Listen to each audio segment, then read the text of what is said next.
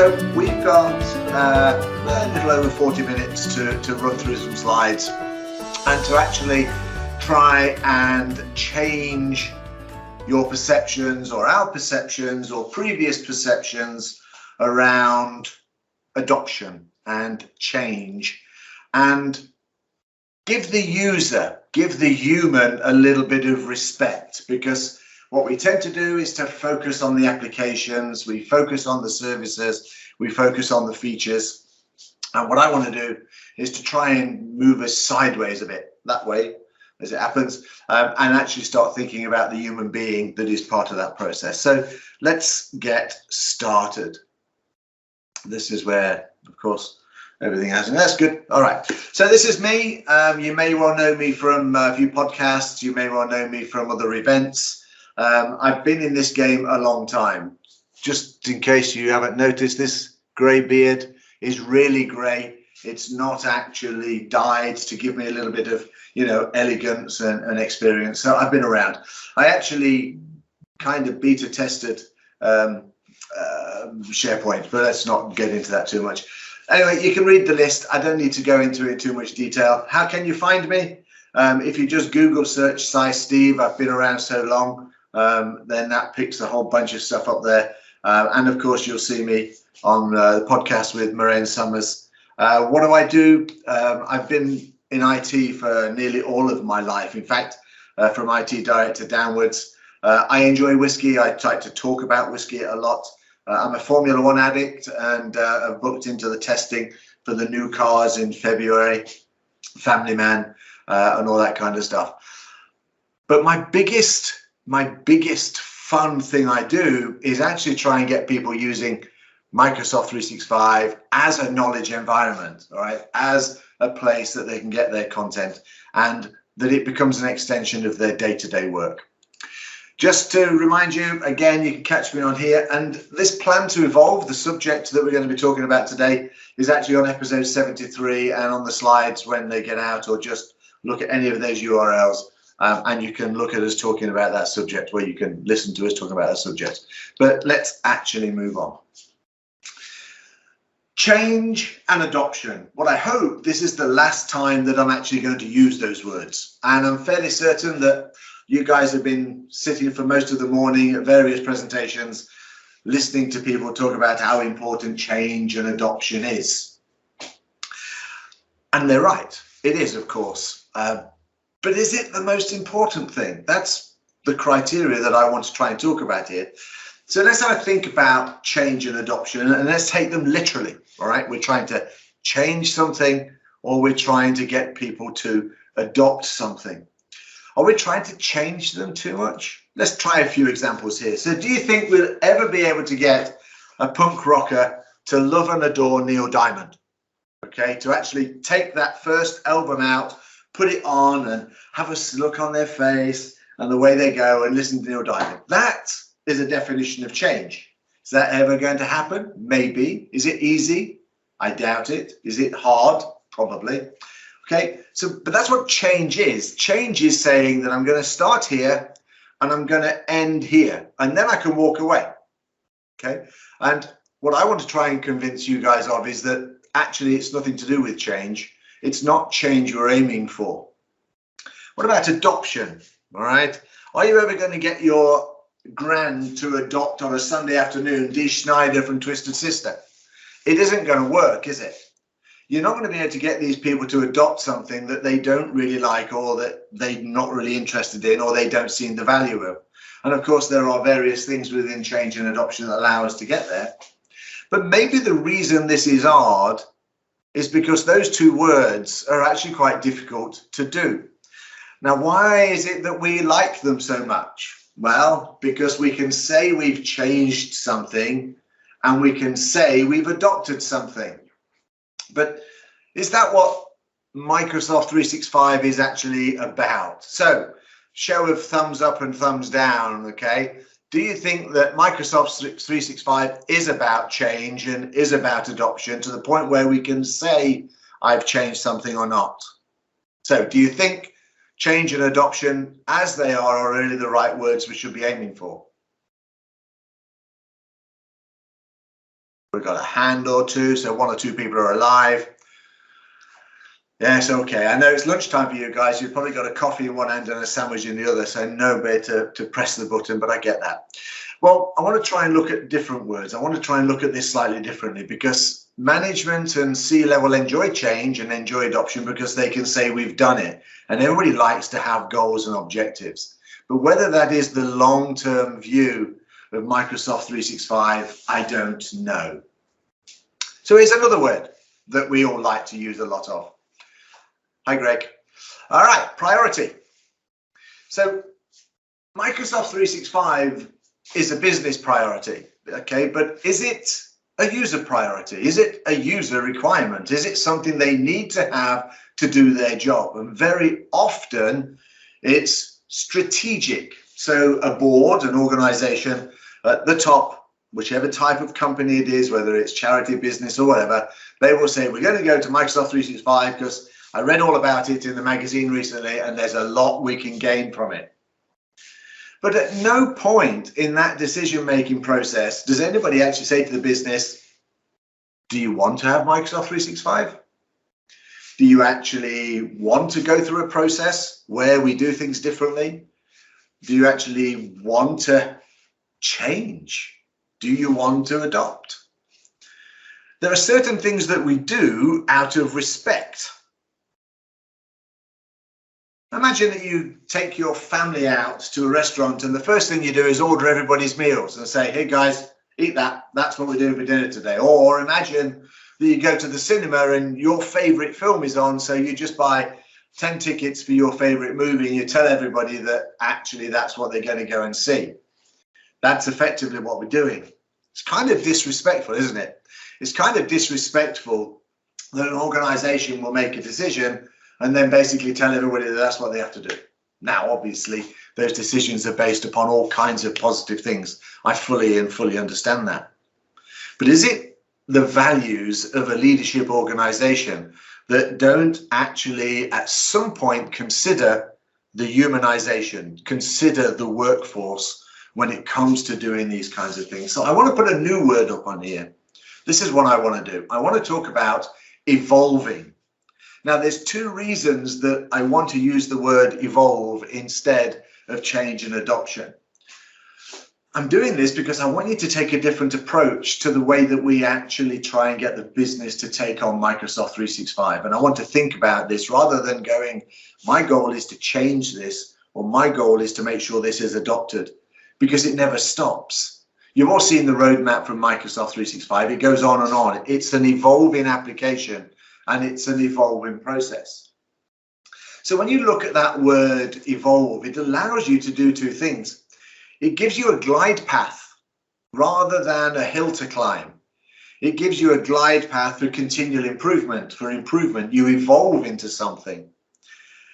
And it also implies a willingness to try and do things a little better. And those are kind of things that are all about values. It's not a weaker word. I don't believe it's a weaker word. Evolve brings on that positiveness about wanting to get better. So we want our companies to evolve continually, taking the most appropriate kinds of technology that we offer and accept it because it has value, or it is valuable, or it fits in with the organization's values. And if something does not evolve, then maybe it's the wrong choice. If you struggle to get people to accept the more complex and the more in-depth functions and features of Microsoft 365, maybe it's not right for the business, but I wonder whether anybody has ever thought about that. So the goal is not to add a new application and make everybody use it, but to create a workforce, the humanization part of what we do, to increase value for the business. So whenever you see the word change and adoption, they've always got a hard stop. I've done this, we've changed, we've adopted. But no, it's part of our evolution. It's part of the evolution process. So think evolve, and let's see what actually happens. I've mentioned value a little while. Okay, I've mentioned it at least 3 or 4 times, not as many times as I've mentioned change and adoption, because obviously that's what we're all thinking about. but that word evolve as value. But value is a multi-dimensional word, especially in the game we're playing. In agile terms, in project terms, value is about how much we save or how much it will bring to the business. But there's also the word values, about how the organization treats its customers, treats its workforce. And I got a couple of quotes here that kind of identify those things. This one's pretty neat. When you are led by values, it does cost your business, but it helps your business. And this is a guy, Jerry Greenfield, that made that quote, that actually put the chunky in monkey. All right, he was one of the original, the Jerry from Ben and Jerry's Ice Cream.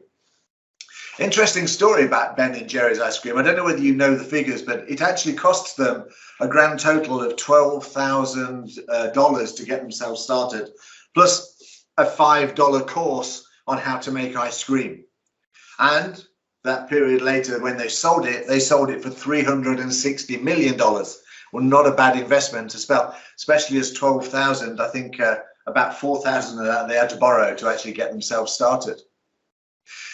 But that big organization is very high in terms of its values, in terms of the way it treats its workforce, in terms of the way that it actually did its business, in terms of everything else. And then the second quote I wanted to put up and use as we go forward is, money flows in the direction of value. And that is also very, very true. It actually comes from a branding expert that is basically saying, you know, if you understand that your value, your business's value, your workforce's value, then the money can flow in that direction. So value has two aspects: the value of something we do, or the value of something we perform, and of course the values of the organization in terms of how they treat their people. And I want to take a quick look at that, because I think it's important when we talk about change and adoption. We have to get value from that change, okay, or that whatever it is we evolve into, but also has to be done that supports the values of the organization and respects the user. Effectively, what I'm trying to do here is say, look, let's not respect the application anymore, but respect the people that actually use it. So how is that actually going to work? So here's a couple of some values, okay? The way that we operate, the way the company works: transparency or support, commitment, street smarts, resourceful, available, competence. These are all values, and they're all skills that senior members of the organization can take. So I started off earlier by talking about going to the cinema and buying everybody tickets for the movie you want to see. And if we take that into Microsoft 365 terms, what point do you tell your workforce that they have a 2-year project coming ahead of them where they're going to change the work they're doing and what they're going to do? After all, Microsoft 365 is not a secret. If the board thinks that it will add value, and in my experience, the board decides something, but it takes 4 to 6 months before they even think about releasing the secret and telling the workforce that we're going to go to Microsoft 365.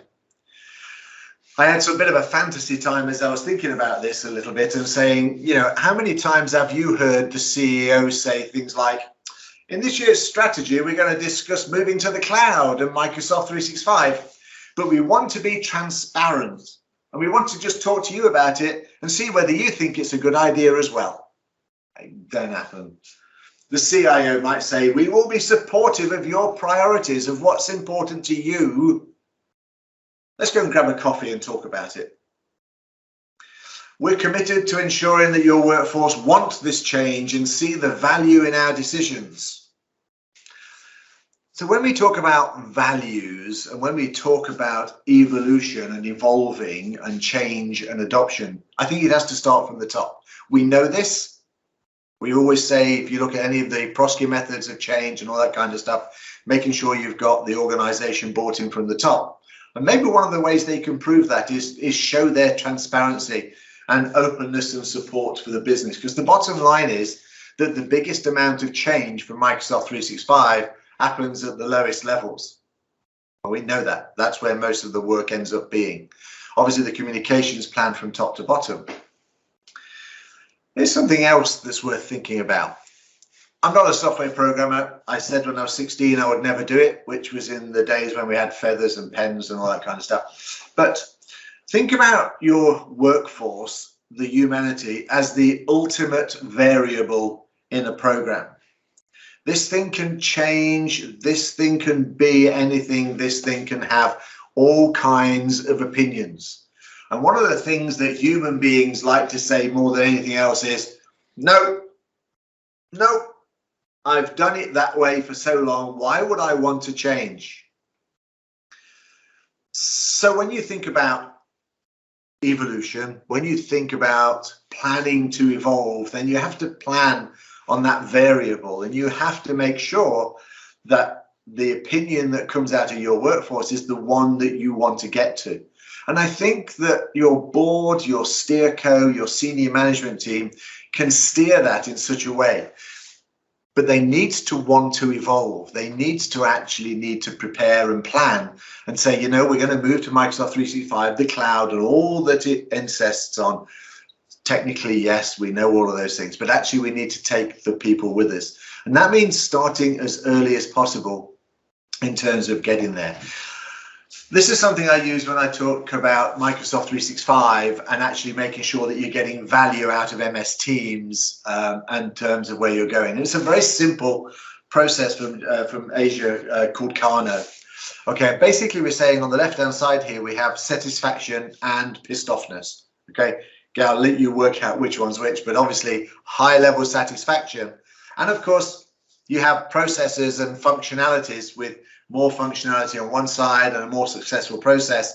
And you can bring these together quite nicely. And what happens is they create one of these wonderful little Harvard squares. So when we take that satisfaction level on one scale and we take the amount of functionality and the really cool positive things that Microsoft 365 or that process is going to give us, then we end up with that magic quadrant in the top right hand side, which we're aiming for, which is actually where the gift is. That's where our value is. That's where we start to make money. And that's where the workforce are in a sweet spot, because they start to realize that actually I can get value out of Microsoft 365. But remember, this journey takes a little bit of process to get there. Let me try and explain this differently. Let's see whether you get the point of these last few slides, okay? We start off at the top of the organization with a decision that says we're going to go to Microsoft 365, but not many people actually discuss that with the workforce. Now, if there's 50 people in the company, maybe they will. If there's 2,000 people in the company, then there's a very good chance they don't. But if your organization shares the minutes of their senior board meeting, or if the CEO actually presents on a monthly basis about where the organization is going, then there is the opportunity to sit there and say, hey, we're going to try and get value from the cloud. But it doesn't happen very often in my experience. We talked about it being a multi-dimensional word. So change is a single action, and adoption requires commitment. And it's not always easy to get those unless you understand as an end user the value that that change and adoption that we're going to evolve into is actually clear. So I suggest one of the lessons for you to take away, or to try and take to your steerco, is that you identify the values of the organization and find the things that add value to the company. And the idea is that we want people to actually evolve. Most people want to develop and do things better and have a career that brings value personally, and obviously brings value to the people they work for. And everybody wants to evolve. And that means you need to plan for it, okay?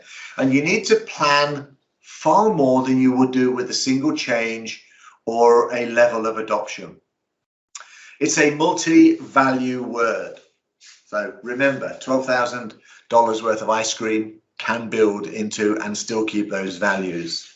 All right, so again, give me a thumbs up. You get the idea that change is a single item and adoption, and that potentially we need to really think about, you know, adoption as a evolution, as a process that's going to keep going, that's not going to stop. So when you bring in your change manager, 6 months is not going to be enough. It's likely to be 6 years. Okay, let's just take a quick look then at this idea of planning to evolve. This session is really about the humanitarian element of it. It looks at the human effect of Microsoft 365. And we're going to try and touch on what the HR team, IT, and the stakeholders do to get the right things for the end users. It's the end users, as I said, that do most of this work. And ultimately, when we roll out Office 365, when we try and put this level of sort of evolution into the organization, some people will get hurt, some people won't. So we're going to start looking at some techniques of how we can think about an evolution in terms of this much. Not just change, not just adoption, but this much. Actually, this much, maybe this much. Actually, a really needy widescreen. This is a continual process, but we've got a plan if we want to get there. So we're going to go through the 365 process, continuous improvement, strong communications with the business. All right, cool. There are also one or two other sessions around this plan to evolve because there's aspects to the business, but there's some sessions about how we evolve to tactical delivery of SharePoint and MS Teams in 30 days. We talk about how you can get SharePoint out there and MS Teams in 30 days as an MVP so that you can start to build on it, so you can evolve it.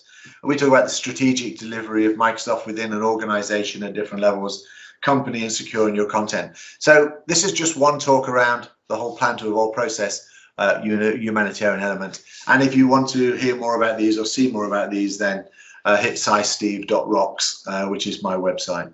Cool. All right, the personas. These are the people that we're working for. How many people actually believe that personas are important to a change, adoption, or evolution project? Nobody does.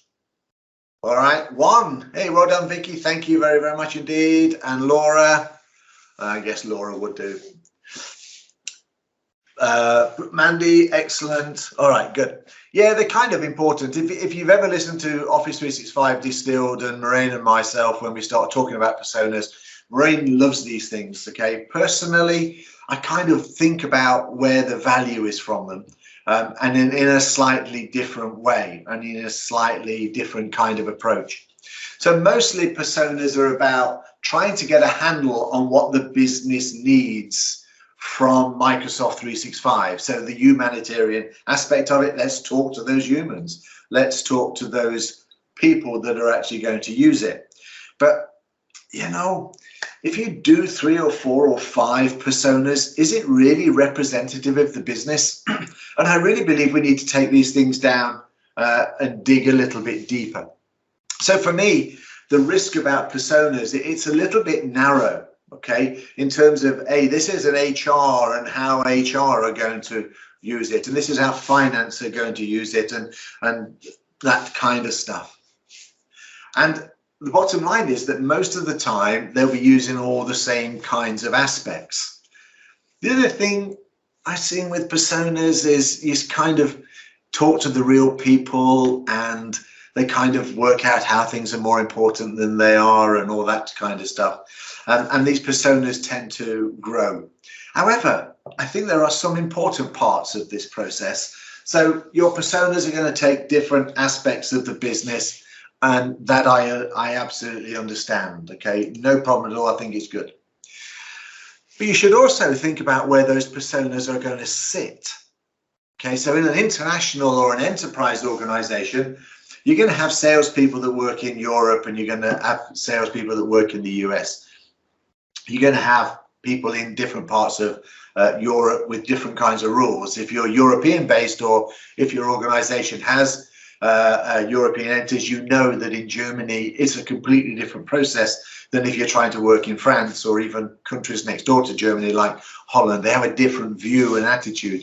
I'm sure the financial New Yorker is a person on their own. And of course, you get different kinds of aspects as you move around. So trying to get the real general feel, I find, just gets more and more, all right, in terms of difficult to define. So let's just expand that a little bit more. You're going to get people that have been with the organization 6 months, that have been there with 15 years. So you're going to get that finance vice president, and I've never met a finance VP that doesn't really want to be the CEO.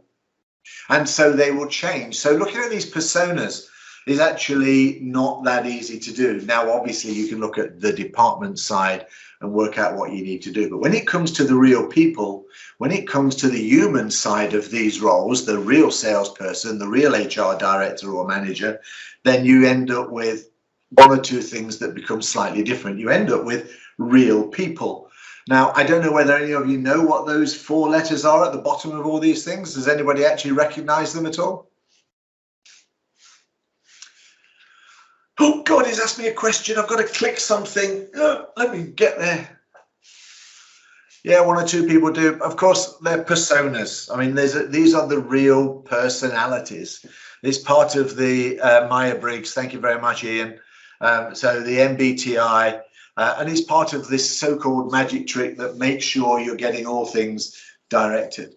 But of course, the salesperson may well be one kind of character, but then 2 years later will be a different kind of character, and they will want to do those sales differently, which means, of course, that we need to be agile. And when I get to the very last slide of this presentation, well, second to last slide, it's got agile written right across it in big letters, because that's where ultimately we want to try and evolve to. So personas for me do have a bit of an issue, because different countries, if you go to Asian people, they have a different view and a different attitude. So you have to be very careful with these. And so personas, use them carefully, but they aren't really, or the real humanity side of the project. However, you do get to talk to real people. Now, I've called them personas here, but of course, what these tend to be are your ambassadors. Okay, you're real people on the floor. And these are probably the most crucial part of any plan to evolve the organization. Because this is not about, hey, we'll change this, we'll talk to these people for 6 months, and then we'll move on to the next project. When we plan to evolve, we're planning to run the whole life cycle, the whole lifetime of our Microsoft 365. And you are aware that this is not a 6 weeks project. You are aware this is not a 2-year project. You know, when you dive into Microsoft 365, in less than 18 months, the project will be different to what it was when you first started it. It will change. Your governance documents will need to be readjusted to deliver to the business the value that they're looking to get to. So you need to have personas, those real people, those ambassadors that actually want to work. It's really important that they're willing to work with you, that they deliver what they say for. If you have a governance meeting or a board meeting with your ambassadors, with your persona ambassadors, and you ask them to go off and do something, you need it to be done. You need them to come back and say where they can get value from with SharePoint, or to tell you how their content is managed and what their important content is, and to tell you what corporate keywords need to be done. It's really crucial that they can evolve into becoming part of your team. If they're not part of your team, then I honestly don't know what are they doing there? Yeah. If you're not treating them as a peer, as you're trying to manage or to run that project, it's important. They need to be great communicators both ways. They need to tell you what they think of your project, and they need to be able to communicate back to people where the project's going and what information they need and where the value is.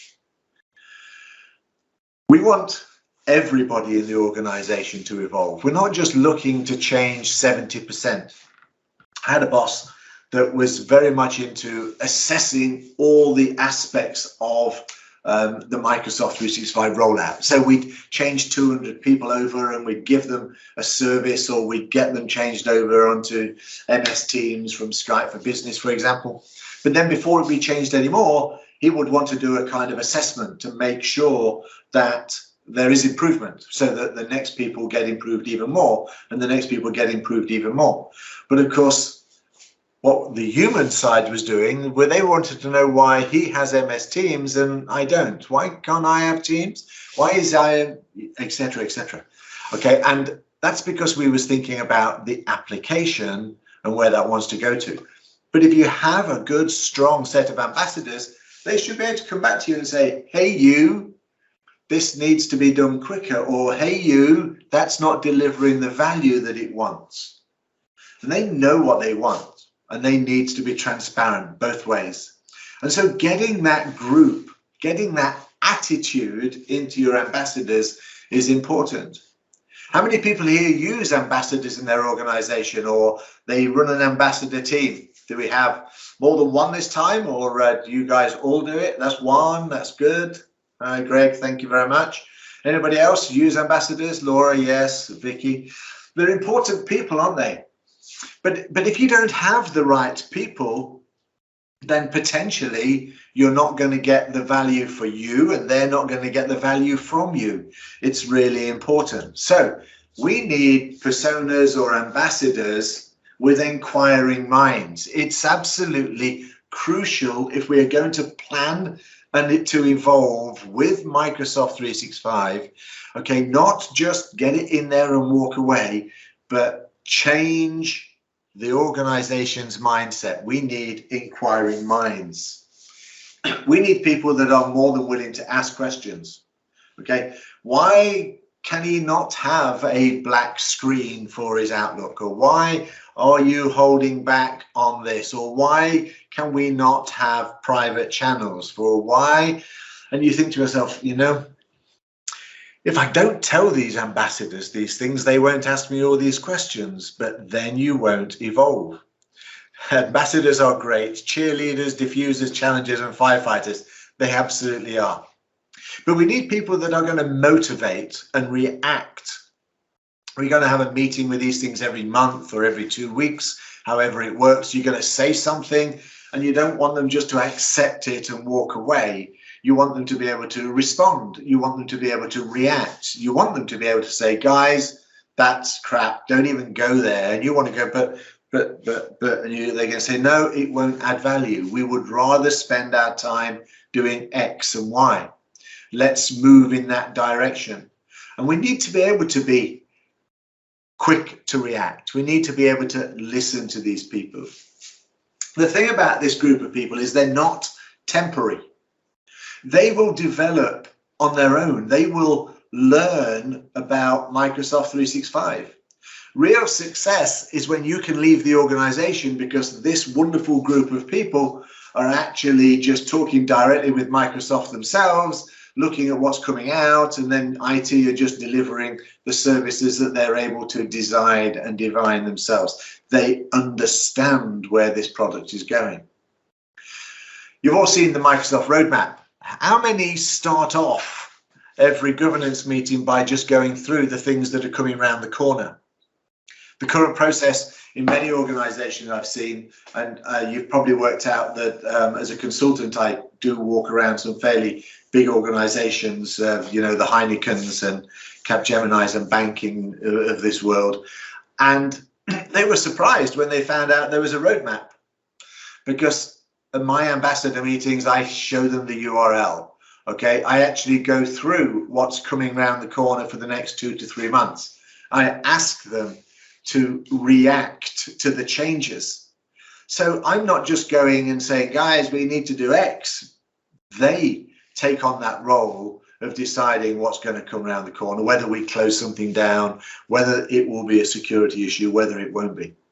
So these people should meet Microsoft. They should be able to go and see the centers where they do the demonstrations, all that kind of stuff. With a team of ambassadors and personas, or real personas, that can be open and honest and willing to define the value of your plan to evolve, then it's not your plan anymore, but it's the business's plan. Of course, that's what ultimately we're trying to get to. All right, just in case, okay? I just want to make sure you're going to get this, all right? Personas is a team that drives value as part of their plan. That's why they took on the job. They took on the job to understand what Microsoft 365 is and be able to use that as a tool set within their organization and business. That's what they get out of this. But they only get that if you're willing to allow them to drive that plan. So personas are important. And just like whiskey, told you're a big whiskey fan, all right, a good whiskey has a lot of nice complexity and depth. Okay, it's crucial to make sure that once you taste that whiskey, you're still tasting it 3 or 4 minutes later as it slowly finishes and works its way down your throat. And your personas, your ambassadors, are exactly like that. Having 6 people from sales, because they tend to be the extroverts, okay, 1 person from HR and maybe somebody from production is not going to get you to the point. It's not part of your plan to evolve. Now, I know you know this, okay? I'm just reminding you, okay? If you want to plan to evolve, then those personas, those wonderful people that are part of your project team, they drive, they talk on the role of driving that evolution and moving it forward. Now, I'm sure you get this, okay? None of the things I've spoken about are just a checkbox. Yeah, persona meeting, done. Okay. Yeah, board, steerco, done. Yeah, communication, done. It's a kind of blended scenario whenever it comes to planning the evolving change and the evolving adoption, because it will be constant. Not only do Microsoft bring new things out, and this last 18 months, they've had a no COVID won't bother us approach, and they've brought out so much stuff on MS Teams with all of the new kinds of term sets, all of the new way to deal with content types to bring our users up to level, which basically means that we're, again, many years after you may well have rolled out your Microsoft 365, you're basically adding new functionality. And unless you take the same approach to the new functionality, unless you plan to evolve into whatever those wonderful personas and ambassadors decide is the Microsoft way, then it will just keep going. It won't change. So I hope you get it. You understand the human side of this process and how we bring them into play. So I started off with that word evolve. And if you've heard me on any of the podcasts before, then I talk about business as normal quite a lot. I take a personal commitment. I may well be at an organization to 2, 3, maybe 5 or 6 years as I try to get them to the point where they have this great idea and 6 years later, they're driving this forward and this change has become part of their everyday life. And it basically moves from an evolving to agility. Okay, so we talked about getting it right. The end user drives the evaluation and they'll do it quicker than you think. If you get this right, it's quite funny. You get this set up right and you've got a little plan set out. You say over the next 9 months, we're going to do this, and then we're going to do MS Teams, and then we'll add in some channels and we'll talk about that. And then we'll make sure we've got SharePoint governance sorted out. If you do this right, within no time at all, you've got people saying, hey, I need a project that will allow me to do this with my content. It's usually legal or HR that say, you told us that we can do this with our document libraries. We need to do X and Y and Z.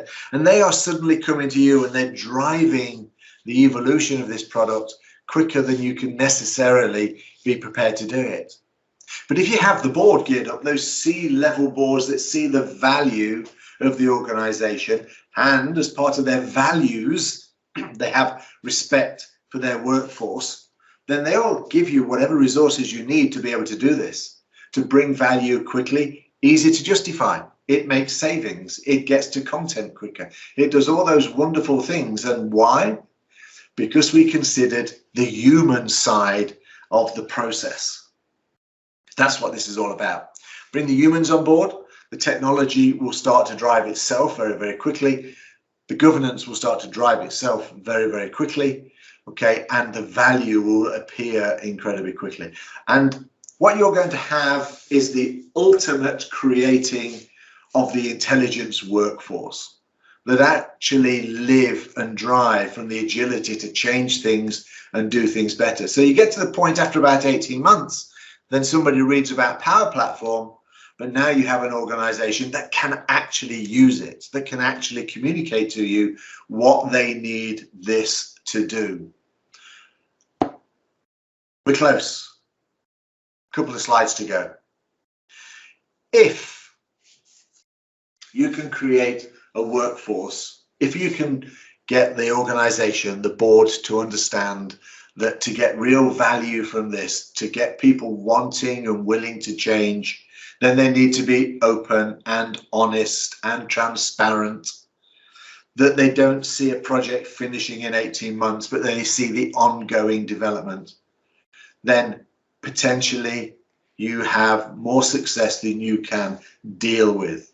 Trust me, it's happened to me twice, to the point where you kind of get to the point where you sit back and you just let people come to you with where they see value, with where they see advantage, with what they need to do.